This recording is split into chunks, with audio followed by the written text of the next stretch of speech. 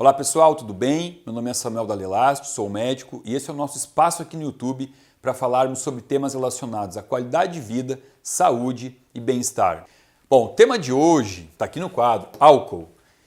Olha, eu tenho feito vídeos aqui baseado no que as pessoas mais estão me pedindo para falar, tá?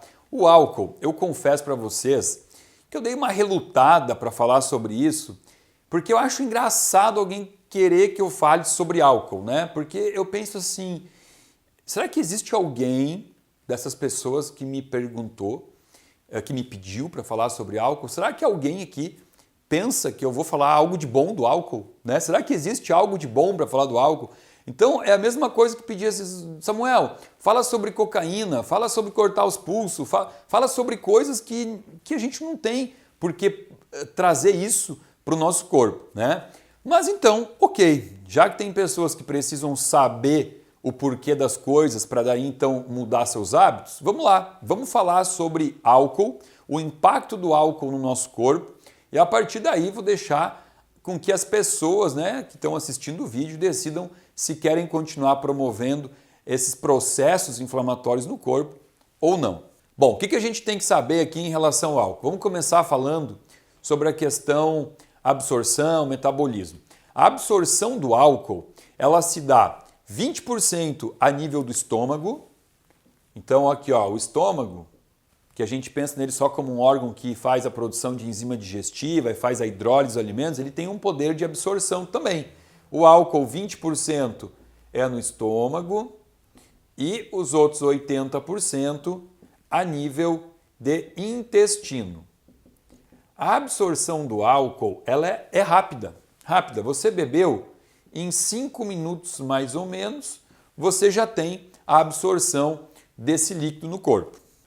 O pico de ação, de efeito dessa bebida, aí é um pouquinho mais variável, tá? Depende também, inclusive, se é homem, se é mulher, depende do peso do paciente, mas vamos falar em torno de 30 a 60 minutos, tá? Então a gente tem o pico de efeito do álcool em algo entre 30 e 60 minutos. E a eliminação dessa bebida, ela varia de 6 a 9 horas, ok? Então você saiu, foi para uma festa, bebeu, tá? Bebeu, em 5 minutos você teve absorção do álcool.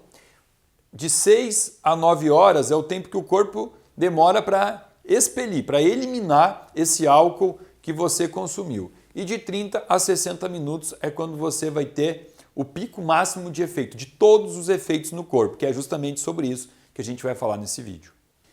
Para o pessoal que gosta muito de manter o corpinho em forma, é importante falar também sobre a questão calórica do álcool, tá? Que ela vai estar andando aí por entre a quantidade calórica do carboidrato e a da gordura. Ou seja, vamos botar aqui, ó, carboidrato, gordura, tá? O álcool tá aqui no meio, ó.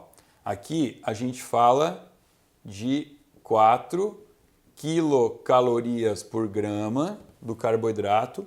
A gordura falamos em 9 quilocalorias por grama. E o álcool 7,1 quilocalorias por grama, tá? Então, ó, é mais calórico do que o próprio carboidrato, que as pessoas hoje escolheram para demonizar ele, tá? Vamos falar também sobre uma coisa interessantíssima que me perguntam muito no meu consultório, nas minhas redes sociais, que é em relação a qual é o consumo possível em uma gestação. Então, gestantes podem consumir álcool? Olha o que eu vou falar para vocês. O álcool, ele consegue atravessar a membrana placentária e chegar no feto exatamente nas mesmas proporções que ele se encontra no sangue da mãe. Então, assim, você começa a imaginar uma mulher de, sei lá, 70 quilos, ela está com uma concentração de álcool no sangue.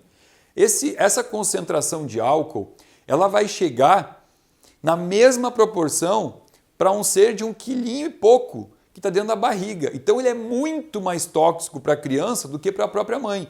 E aí já começa o processo de neurotoxicidade. Então, para você que assumiu essa responsabilidade de formar um serzinho dentro de você, além de cuidar muito com a alimentação e com tudo que a gente já falou aqui nesse canal, é importantíssimo entender que não existe nenhuma dose segura de álcool para uma gestante, tá? A gestante ela não pode consumir bebida alcoólica.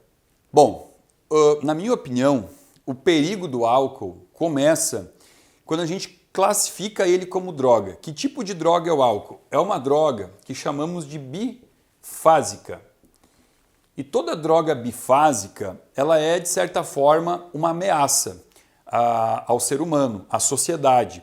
Aí você vai falar, Samuel, você é muito radical, as pessoas bebem normalmente. Sim, mas aí entram outras pautas que deveríamos abordar aqui, que entra também a questão socioeconômica, que não é o que a gente vai falar aqui. Vamos entender o que é uma bebida, uma droga bifásica. Ela é composta de duas fases.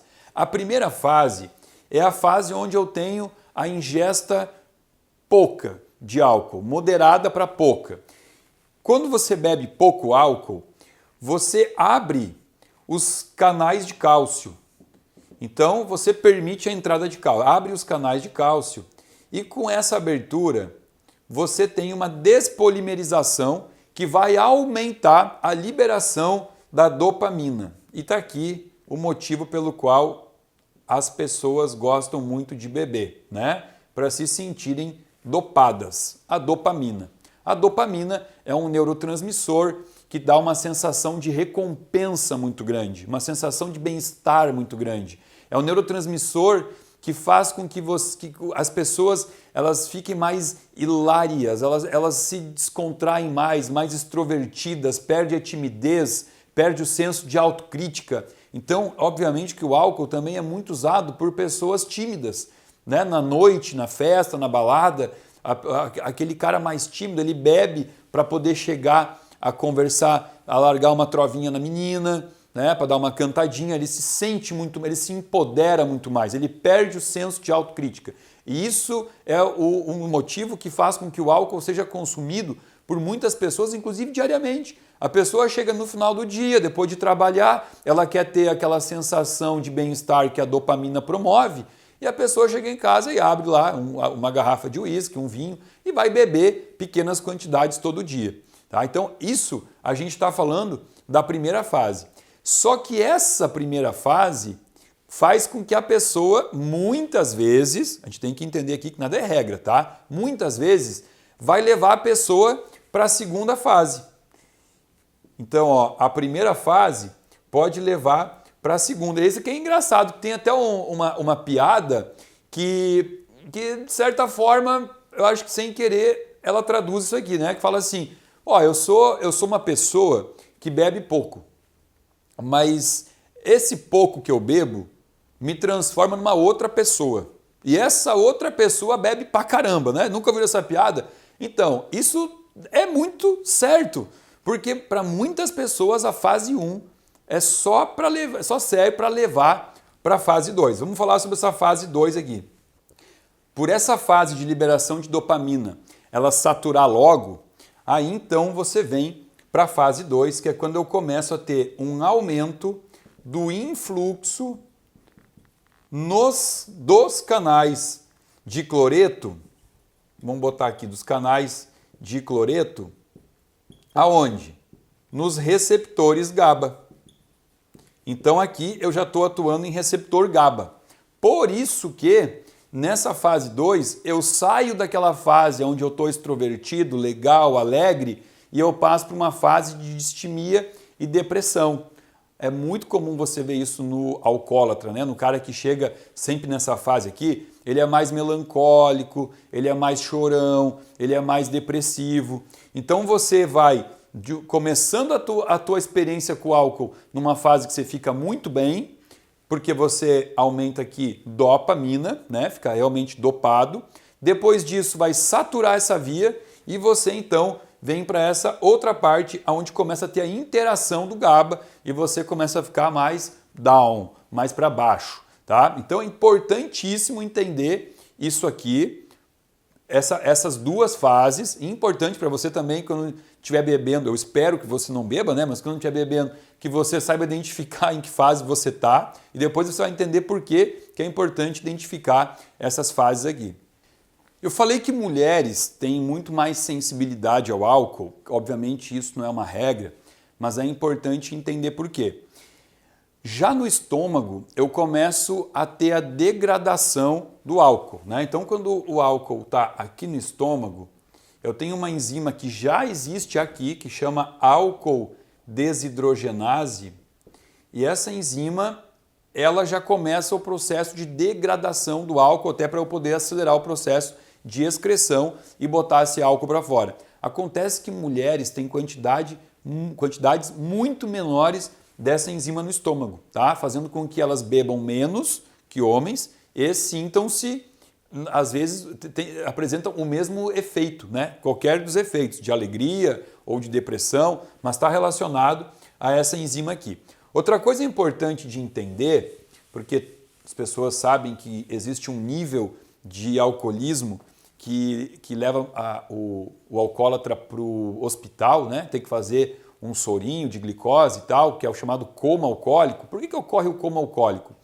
Vamos falar daquela aulinha que eu já, em um monte de vídeo aqui, já trouxe para vocês, que é quando eu mostro a célula e eu mostro a mitocôndria e falo que a glicose entra aqui, né? A glicose ela entra na célula, entra na mitocôndria e daqui ela deriva ATP, que ATP é a forma carinhosa que a gente chama a nossa energia do corpo, né? Bom, o que acontece? Essa é uma via comum. Só que essa via, quando acaba teu aporte de glicose, quando termina, você parou de comer, você não teve mais refeições, acabou essa via, o teu corpo precisa continuar gerando ATP. Como que o corpo gera ATP se não é pela glicose? Existe um fenômeno que a gente chama de gliconeogênese. Olha aqui, ó, gênese significa formação, né? Neo, nova, né? Então é uma nova formação da glicose através de vias alternativas. E essas vias alternativas, então, podem ser tanto de aminoácidos quanto de gorduras, ok? Bom, essa gliconeogênese, ela é feita no fígado a partir de algumas enzimas, um grupo de enzima que promove então a gliconeogênese, ou seja, quando terminou a minha fonte de energia oriunda da glicose, eu começo a formar a glicose a partir de uma rota alternativa. Detalhe, o álcool no fígado, ele inibe esse grupo de enzimas que faz a gliconeogênese. Ou seja, o que acontece? Pensa comigo, a pessoa saiu, foi para a noite, de repente jantou, né? Jantou às 21 horas, foi para a balada ou para qualquer outro lugar onde tenha álcool, né? Começou a tomar, a beber álcool e começou a inibir essa formação de glicose hepática. Mas nesse momento não importa, por quê? Porque essa pessoa ela tem ainda a formação de ATP derivado do que ela comeu na janta. Só que ela continua bebendo e ela vai consumindo todo esse ATP aqui. Vai chegar um momento que ela vai precisar de mais energia, mais ATP, e ela iria lá no fígado recrutar isso pela via alternativa, que ela acabou de inibir com o álcool, ou seja, ela não consegue ter essa síntese de glicose por essa outra via. Então é por isso que a pessoa bebe a ponto de chegar num coma, ela fica sem energia, né? Então levam para o hospital, botam num sorinho com glicose e deixa lá até o paciente melhorar. Isso é uma condição muito comum na adolescência, né? Muitas pessoas, quando começam a beber, ainda não têm essa habilidade de beber, bebem demais, não comem e acabam indo para um pronto-socorro fazer um sorinho de glicose. Tem gente rindo aí, né? Falando, quem nunca? Agora vamos falar da álcool desidrogenase, que é essa enzima que eu falei que existe no estômago. Vamos falar da álcool desidrogenase no fígado, tá? Então aqui, ó, Eu tenho ela no estômago e eu tenho ela aqui no fígado. O álcool, a gente vai chamar ele de etanol, tá? Etanol. E ele entra aqui e aí vem essa enzima, então, álcool desidrogenase, e vai transformar o etanol no que a gente chama de etanal, através da enzima álcool desidrogenase. O etanal, ele é o acetoaldeído. E o acetoaldeído, que é a mesma coisa que etanal, aqui no fígado ele já começa a promover dentro do hepatócito. O que é hepatócito? Cada órgão que é composto por célula, essas células têm um nome, né? Por exemplo, o cérebro, né? Nosso cérebro ele é composto por células, são chamadas neurônios. Você tem o rim, as células do rim que formam o rim são chamadas de néfrons. E as células que formam o fígado têm um nome, chama hepatócito. Então, quando eu falar hepatócito, você está ouvindo falar do nome bonitinho para falar da célula do fígado.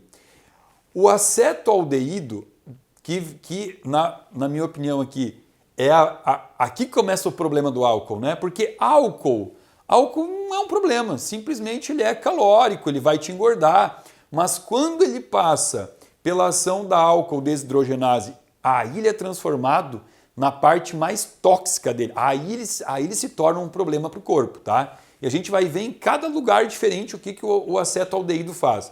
No hepatócito, ele vai fazer uma coisa que a gente chama de peroxidação lipídica, né? Lipídio é gordura. Então ele promove um processo de oxidação aqui, uma peroxidação ruim, uma inflamação nesse fígado, promovendo aumento de fibrose, aumento de inflamação, e essa inflamação no fígado ela pode ser expressa a partir de algumas proteínas que a gente pode dosar no sangue. A própria ferritina é uma proteína que, quando aumentada, a gente pode usar ela como também um marcador para ir acompanhando se essa inflamação está melhorando ou não. Óbvio que não é só a inflamação hepática que aumenta a ferritina, é importante entender isso.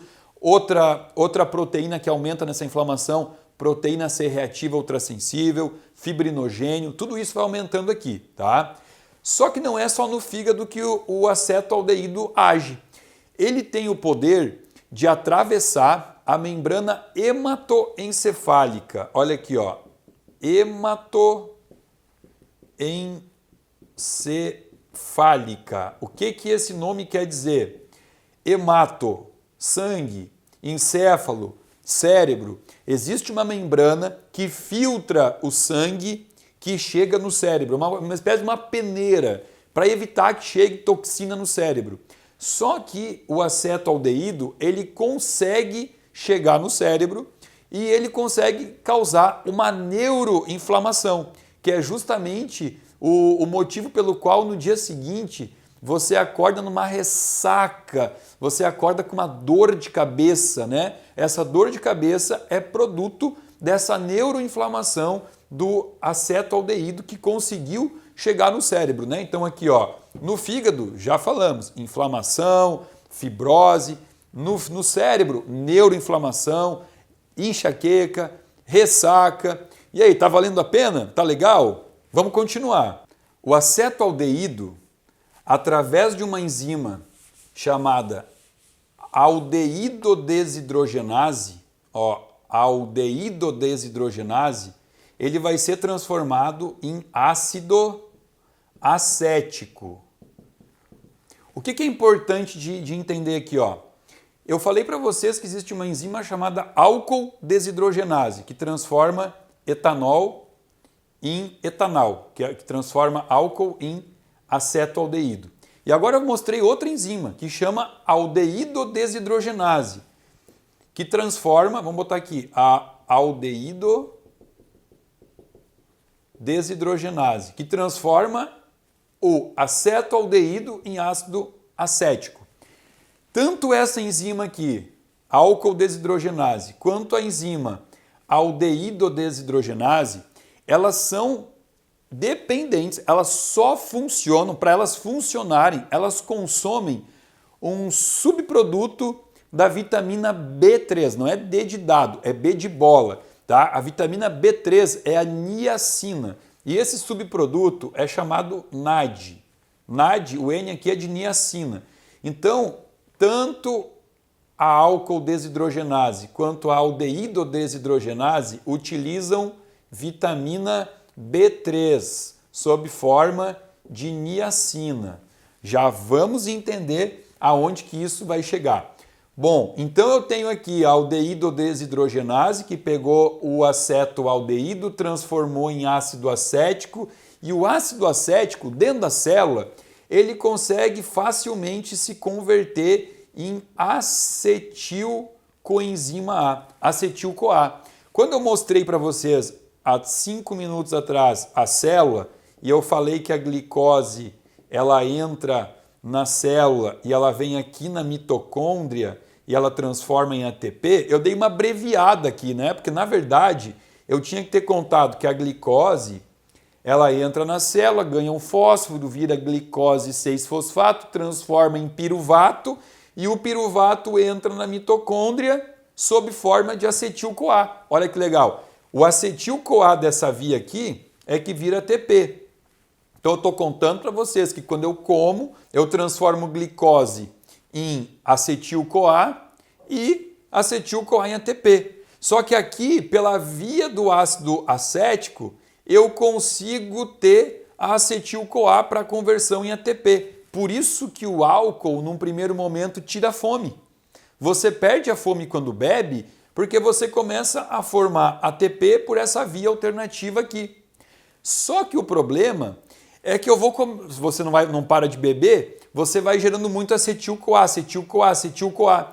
E a tua célula, ela não consegue dar conta de formar tudo em ATP. Então você começa a ter um excesso de acetil-CoA e o acetil-CoA que está em excesso, que não consegue vir para a via do ATP, ele vai fazer uma via alternativa, aonde ele vai se transformar em ácido láctico. E o ácido lático, ele vai ficar muito pouco tempo sobre estrutura de ácido lático, porque ele é um ácido. E eu estou falando do quê? Eu estou falando no fígado. Então, eu tenho ele em um meio aquoso, um meio com água. Todo ácido que você põe em um meio com água, ele tem como característica perder um íon hidrogênio. Então, eu vou perder um íon hidrogênio e, ao fazer isso, o ácido lático se transforma em lactato. Então, o excesso do ácido acético, que veio lá do acetoaldeído, ele vai se transformar um pouco em energia, mas o outro tanto vai vir para essa via aqui do ácido lático, que vai virar lactato. Mas para virar lactato, ele liberou um radical livre.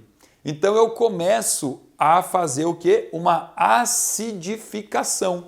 Começa a ter uma acidificação dentro do fígado. E esse meio ácido que eu estou tornando dentro do meu fígado, faz com que as enzimas hepáticas tenham dificuldade de trabalhar. Eu não tenho mais trabalho enzimático. Então, meu fígado ele começa a entrar em pane. Eu promovo uma pane hepática.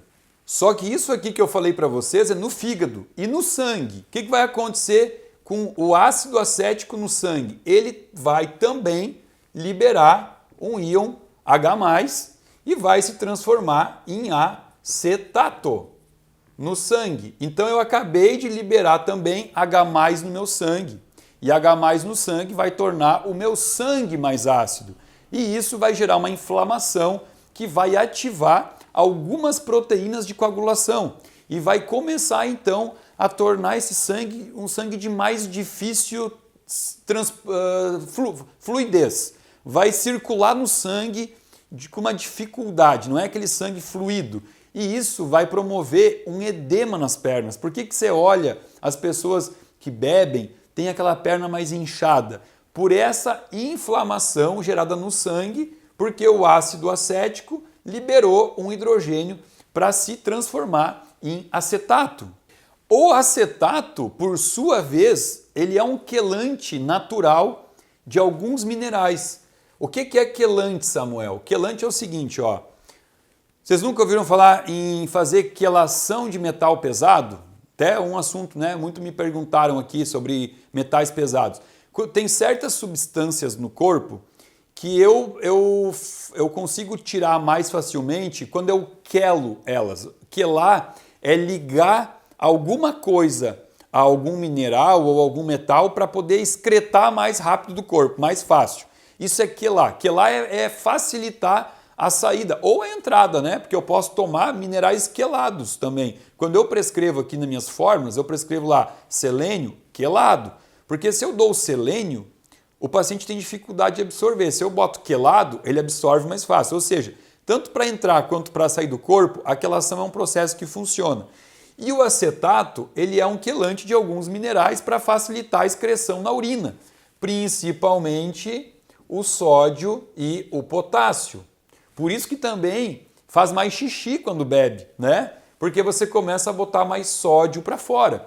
E quando eu ativo essa excreção de sódio e potássio, eu automaticamente estou também levando a uma leseira do sistema nervoso central, porque eu diminuo o aporte de vitaminas importantes para o funcionamento do cérebro. Então o cérebro por si só, o cara já fica meio lento. A gente percebe que o alcoólatra, mesmo quando ele não está sob efeito do álcool, ele é um cara lento. O cérebro não funciona muito bem. E isso tem um motivo, né? E é lógico, viu, gente? Eu estou falando do alcoólatra, mas tudo isso aqui que eu estou falando acontece proporcionalmente ao consumo do álcool, né? Não vai pensar assim, tudo isso só vai acontecer em quem toma todo dia uma garrafa de vinho. Não, né? Não importa a quantidade de álcool e a frequência que você beba, quando você botou álcool no corpo, essas reações todas aqui vão acontecer. É impossível você não beber álcool e fazer as transformações pela álcool desidrogenase, pela aldeído desidrogenase. Isso é independente de dose. Óbvio que quanto mais você bebe, mais esculhamba o corpo. E continuando falando sobre essa questão demencial, esse comprometimento do cérebro, é importante entender o seguinte, o consumo do álcool, quanto mais frequente for, vai trazendo lesões tanto de estômago quanto de intestino, lesões que dificultam, que comprometem a absorção de todo o complexo B, vitaminas do complexo B. Uma delas em específica, que é a B1, que é a tiamina, ela tem uma função importante aqui. Aí eu vou ter que voltar para a nossa célula. Vamos lá. Entrou glicose, entrou na célula, né? Ganhou um fósforo, aí virou glicose 6-fosfato. Glicose 6-fosfato virou piruvato e o piruvato entra na mitocôndria para transformar em ATP, né? O acetil-CoA é uma fase intermediária aqui, como eu já falei. Bom, para o piruvato entrar na mitocôndria e virar ATP, é necessário que tenha a vitamina B1, a tiamina. Porque, mais uma vez, se eu não tiver aqui tiamina, sempre que o piruvato não consegue entrar e virar ATP, ele vai para a via que eu já citei. Ele vai virar ácido lático e o ácido lático vai doar aqui o H+, para virar lactato. E aí o que acontece? Eu torno um ambiente cerebral extremamente ácido, o que favorece uma síndrome chamada de síndrome de Wernicke é Wernicke-Korsakoff. Isso aqui é importante, Korsakoff, que essa síndrome não é uma síndrome rara, é uma síndrome comum em pessoas que consomem muito álcool. E a síndrome de Wernicke-Korsakoff, que começa pela falta da vitamina B1, ela predispõe e acelera muito processos demenciais, que inclusive isso foi o que aconteceu com o meu avô. O meu avô materno, ele consumia álcool diariamente e ao final da vida ele não tinha mais a lembrança nem de quem eram os filhos, nem de quem eram os netos. Ele não conhecia mais ninguém, se tornou uma pessoa um pouco agressiva, né? Teve o seu cérebro consumido pelo excesso de álcool. Então está aqui mais um fator importante falando de neurotoxicidade versus álcool. Não convenci vocês por falar de saúde? Beleza, então vamos lá, vamos apelar para essa gurizada que gosta de beber e ao mesmo tempo quer estar com o corpinho em dia, quer ter massa muscular, quer ter definição. Bom, 3 pontos importantes falando da parte de performance e academia. Lembra quando eu mostrei antes aqui no vídeo que a enzima, as duas enzimas, né, a álcool desidrogenase e a aldeído desidrogenase, elas eram enzimas que utilizavam vitamina B3, NAD, niacina. Bom, o que acontece? Eu tenho um complexo enzimático, que é um complexo de enzimas que aumentam a síntese de esteroide no corpo. Esteroide é o nome que a gente dá a um grupo de hormônios naturais, fisiológicos, que nós produzimos e que são responsáveis por manter nossa massa muscular. Esses hormônios esteroides, eles vêm do colesterol, tá? Ó, o colesterol, ele é matéria-prima para a produção de um hormônio esteroide chamado testosterona. Outros muitos hormônios vêm do cortisol, né? Estradiol, progesterona, cortisol, dehidroepiandrosterona, androstenediona, tudo isso. Mas vamos falar aqui da testosterona para a galerinha que quer estar com o shape em dia. A enzima, o grupo de enzimas que faz a conversão do colesterol em testosterona são as hidroxis esteroides,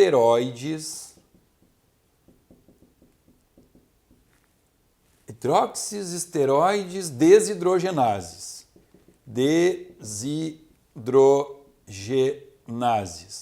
Adivinha qual é a vitamina indispensável, qual é o cofator indispensável aqui para que essa enzima consiga transformar o colesterol em testosterona? A B3, ou seja, a NAD, que eu consumi boa parte dela lá quando eu bebi, lá no meu fígado, né? Quando eu bebi e precisei converter o etanol em etanol, né? Eu usei ela, então começa a faltar aqui para a síntese de testosterona. Outra coisa importante, qualquer colesterol vai virar testosterona? Não. O colesterol oxidado, ele não vira testosterona. O colesterol oxidado, ele serve só para uma coisa, para ir lá nas artérias, se depositar e formar os ateromas, as placas de gordura, que depois vai ser responsável pelo infarto. Então, quando eu falei para vocês que lá no fígado acidificado, você tem uma peroxidação lipídica, você começa a ter então colesterol oxidado, o que é ruim. Então, o álcool transforma o colesterol num colesterol não utilizável para transformar em testosterona. Segundo ponto, né? Então, o álcool já diminuiu a ação dessa enzima porque faltou B3.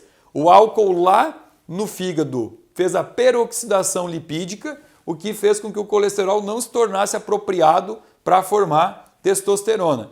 E mais uma coisa, lembra que eu falei que na fase 1 aumenta a dopamina, a gente fica dopado, se sente bem, mas que isso cai? Beleza, quando cai a dopamina, a queda da dopamina aumenta a prolactina. E a prolactina, por sua vez, diminui 2 hormônios. O hormônio luteinizante LH, que estimula células de Leydig lá no testículo, e também diminui um outro hormônio chamado FSH, hormônio folículo estimulante, estimulante do folículo, né? Das células de Sertoli, células de Leydig, células de Sertoli, ambas células que estão no testículo, tá? O que elas fazem? Secretam testosterona. Então olha aqui, ó, o aumento da prolactina pós-consumo de álcool diminui os 2 hormônios que estimulam células testiculares que produzem testosterona. Então a gente já tem aqui uma pessoa que está produzindo menos hormônio, está com aumento de retenção, principalmente nas pernas. A gente percebe isso muito mais em mulher, porque mulher toma pílula, então mulher por si só já tem uma condição de uma circulação ruim nas pernas, porque usa método contraceptivo à base de hormônio, ou pílula anticoncepcional, ou aquele anel vaginal, ou DIU com hormônio, ou Implanon aqui no braço, né? Qualquer método desses aí já faz com que a mulher tenha uma diminuição da circulação nas pernas, tem muito mais celulite, muito mais varize. Aí bebeu, bom, aí ferrou com tudo, aí realmente esculhambou, porque baixou a testosterona, porque promoveu mais edema nas pernas. Então, óbvio que no homem é ruim, né? Porque o homem precisa também de testosterona. Mas na mulher isso impacta na parte estética com muito mais força. É muito mais visível isso nas mulheres que consomem bebida alcoólica. Então, Samuel, beleza, eu entendi toda essa cachaça, essa bioquímica danada que você botou no quadro. Mas agora seja prático e fala para mim, então qual é o melhor álcool para eu beber e qual é a quantidade que eu posso beber? Gente, não existe isso, tá? A quantidade é como eu falei para vocês.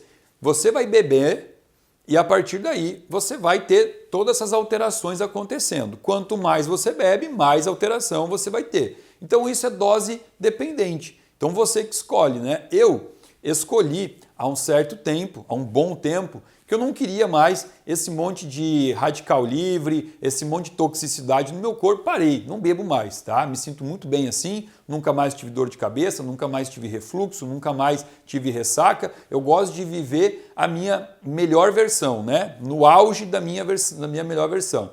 Em relação ao tipo de vinho, eu sei que existe, sei lá, um mito aí que beber um cálice de vinho todos os dias é bom para o corpo. Por que se fala isso? Isso, na verdade, está embasado no conhecimento de que a uva preta e, portanto, o vinho tinto, ele contém polifenóis, ele contém tanino, ele contém o resveratrol.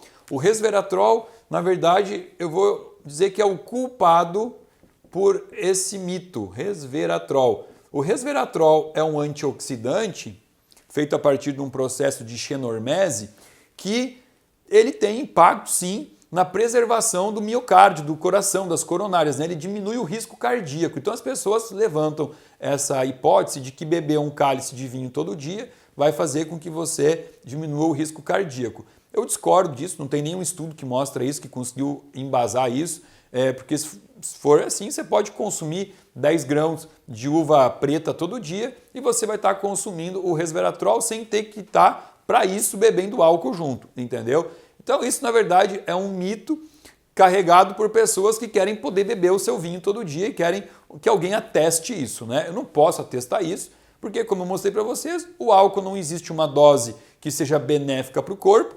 O vinho, inclusive, ele tem, na minha opinião, eu vejo isso como um probleminha um pouco maior, porque além de ter o álcool, eu tenho a frutose da uva sem a fibra da uva, né? Então tá a frutose solta. A frutose para o fígado a gente sabe que não é interessante ser consumida sem a fibra, como por exemplo suco de laranja, não é legal para o fígado. A laranja com a fibra já não é um problema para o fígado. Então eu vejo esse problema no vinho, né? Como um excesso, é o álcool mais a frutose. E ainda por cima, se você pegar e analisar que tem pessoas que consomem isso junto com um prato de macarrão, de pizza, que já é carboidrato, então você vai somando, é um excesso de carboidrato, é o carboidrato da janta, mais o carboidrato da uva, mais o carboidrato do álcool, então isso sim gera um dano epitelial, um dano hepático, um dano neuronal muito grande. Bom, tenho certeza que esse vídeo vai ser recorde de dislikes, vai ter um monte de gente botando para baixo, porque a verdade dói, realmente dói. Muita gente que estava pedindo por esse vídeo estava querendo que eu viesse aqui falar que não tem problema beber, mas a verdade do álcool é essa, baseado em rotas metabólicas bioquímicas, não inventei nada, isso tudo está no livro de bioquímica. Mas, porventura, se você gostou do vídeo, vai lá, dá um likezinho, eu vou agradecer, compartilha esse vídeo com os amigos, com os familiares. Se ainda não está inscrito no meu canal, por favor, me prestigie, se inscreva no meu canal e aqui abaixo desse vídeo tem um link onde você pode se inscrever e fazer parte de um grupo VIP de pessoas que recebe semanalmente conteúdo exclusivo e gratuito aqui. Tá bom? Muitíssimo obrigado!